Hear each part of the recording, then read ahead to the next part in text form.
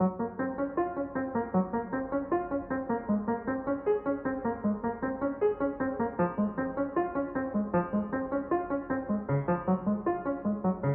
of the benefits of working with the Canon, and one of the value propositions we're trying to bring to innovation ecosystems, is the combination and the integration of digital, physical, and social infrastructure.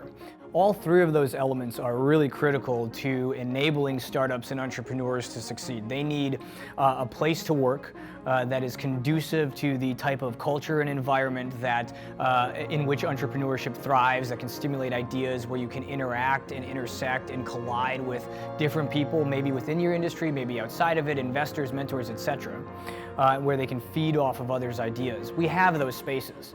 And co-working spaces provide that to some degree.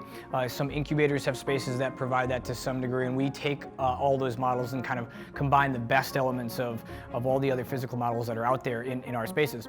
So that's the physical infrastructure piece. The digital infrastructure piece is also important so that people can be connected even if they can't access a physical space. And so it's really important that we extend the entry points into our community to others who maybe can't get into the city, the center of a city such as Houston. Maybe they live out in the suburbs. Maybe they live where public transportation isn't readily accessible to them. Those people need these resources too, and the digital infrastructure we're building allows us to deliver that to them.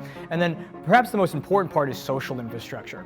A lot of people don't realize, but access to venture capital and the right connections to make your startup or small business or entrepreneurial endeavor of any type successful is the people. They're a huge asset, but access to those people is not always readily available to some folks. If you didn't go to a certain set of schools, if you don't know the right number of people or types of people, or don't work at certain companies, you may not know the people that want to and are looking for businesses like yours to fund, and they don't know about you either. So being able to connect those disparate social pieces is what we call social infrastructure, and that's really about how we program communities, how we intentionally bring people together in very specific ways so that they can meet the right people and the people they need and people they may not have otherwise had access to.